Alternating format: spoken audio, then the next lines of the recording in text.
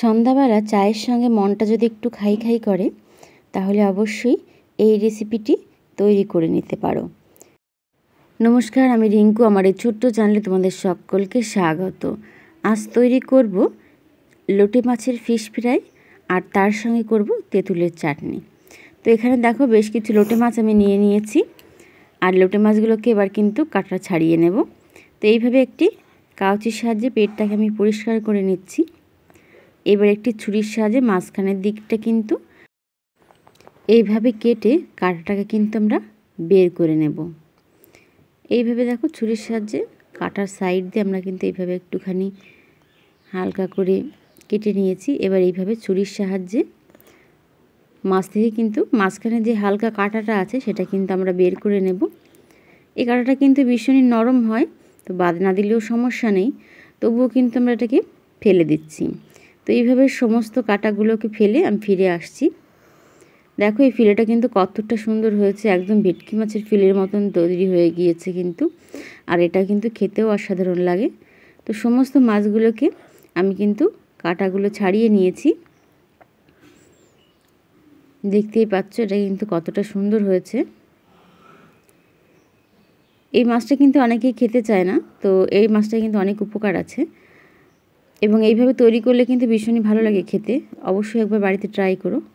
এখানে দিয়ে দিয়েছি কিছুটা পরিমাণ নুন এবং 1 চামচ পরিমাণ দিয়ে দিয়েছি রসুন বাটা, 1 চামচ পরিমাণ দিয়ে দিয়েছি আদা বাটা এবং 1 চামচ পরিমাণ দিয়েছি জিরে বাটা।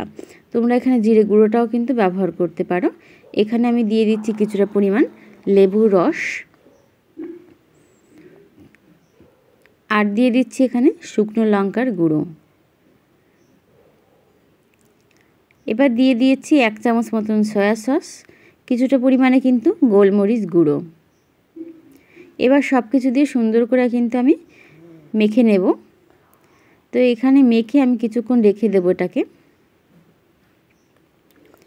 সব কিছু সুন্দর করে মেখে খুব বেশিক্ষণ রাখার এটাকে দরকার নেই, কারণ এই লোটে মাছ থেকে একটু জল বের হয়, তা খুব বেশিক্ষণ রাখার প্রয়োজন নেই। মোটামুটি মেখে আমরা একটু যেহেতু চাটনি করব, তো চাটনিটা করতে যেটুকু সময় লাগে সেটুকু সময়ের জন্য এটা একটু সাইডে থাক। দেখো এইভাবে সুন্দর করে মেখে নিয়েছি। এদিকে গ্যাসের পর একটি ছোট্ট প্যান বসিয়ে দিয়েছি এবং দিয়ে দিয়েছি কিছুটা পরিমাণে রিফাইন অয়েল এবং দিয়ে দিয়েছি এখানে কিন্তু কিছুটা রসুন কুচি। এখানে আজকে আমরা তেঁতুলের চাটনি তৈরি করব একদম ঘরোয়া পদ্ধতিতে। তোমাদের হাতের কাছে যদি কোনো রকম সস না থাকে তো এইভাবে তৈরি করে খেতে পারো, ভীষণই ভালো লাগে। এখানে দেখো বেশ কিছুটা তেঁতুল আমি আগে থেকে ভিজিয়ে এর যে পাল্পটা সেটা বের করে নিয়েছিলাম, তো সেই পাল্পটা আমি এখানে দিয়ে দিয়েছি এবং এখানে আমি ব্যবহার করছি 2 চামচ মতো চিনি। তোমরা তোমাদের স্বাদ অনুযায়ী চিনিটা এখানে ব্যবহার করো।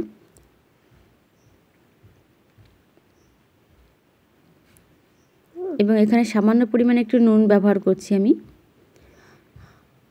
এবার দেখো একটুখানি জাল উঠে গিয়েছে এবং দিয়ে দিচ্ছি এখানে সামান্য পরিমাণে কর্নফ্লাওয়ার আমি জলে গুলে নিয়েছিলাম। এটা মোটামুটি চা চামচের 1/4 চামচ। তো এটা এবার সব কিছুকে সুন্দরভাবে নাড়িয়ে নেব এবং অল্প একটু সময় জাল দিয়ে আমি কিন্তু এর ভিতরে দিয়ে দেবো এবার কিন্তু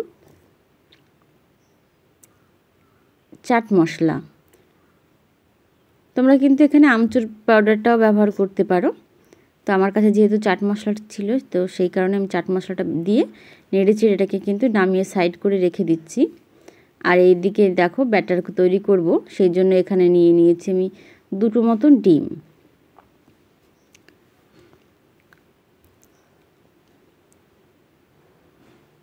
এখানে দিয়ে দিচ্ছি শুকনো লঙ্কার গুঁড়ো, দিচ্ছি সামান্য পরিমাণে নুন এবং দিয়ে দিচ্ছি এখানেও গোলমরিচের গুঁড়ো। সব কিছুতে এবার সুন্দর করে একটু মিশিয়ে নিচ্ছি। যারা আমার এই ভিডিওটি ফেসবুক থেকে দেখছো তারা অবশ্যই আমার ভিডিওটি ভালো লাগলে লাইক কমেন্ট শেয়ার করো, এবং যারা ইউটিউব থেকে দেখছো তারা ভিডিওটি সাবস্ক্রাইব করে পাশে থেকো। এবং এখানে দিয়ে দিয়েছি 3 চামচ মতন কর্নফ্লাওয়ার এবং সব কিছু দিয়ে সুন্দর করে আমি একটা ব্যাটার মতন তৈরি করে নেব। দেখো বেশ একটা পাতলা ব্যাটার আমি তৈরি করে নিয়েছি। আর এদিকে নিয়ে নেব কিন্তু এবার বিস্কুটের গুঁড়ো।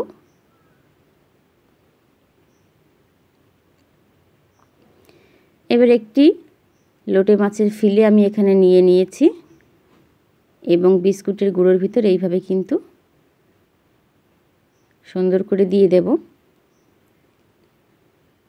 এইভাবে দিলে খেতে কিন্তু ভীষণই ভালো লাগে, আর এটা কিন্তু খুব চটজলদিও তৈরি হয়ে যায়।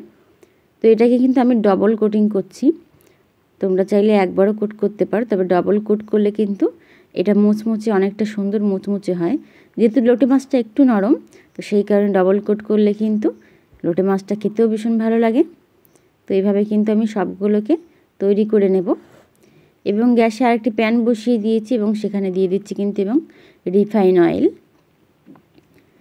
তেলটা গরম হলে এবার কিন্তু আমি যে মাছগুলো তৈরি করে রেখেছিলাম সেগুলো কিন্তু এক এক করে ছেড়ে দেব এবং মিডিয়াম আঁচে এটা কিন্তু ভেজে নেব আমরা।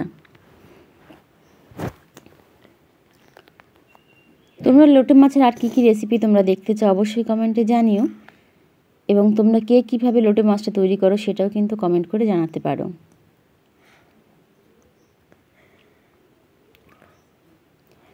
দেখো বেশ কিছুক্ষণ ধরে ভেজে আমরা কিন্তু এবার উল্টে নেব।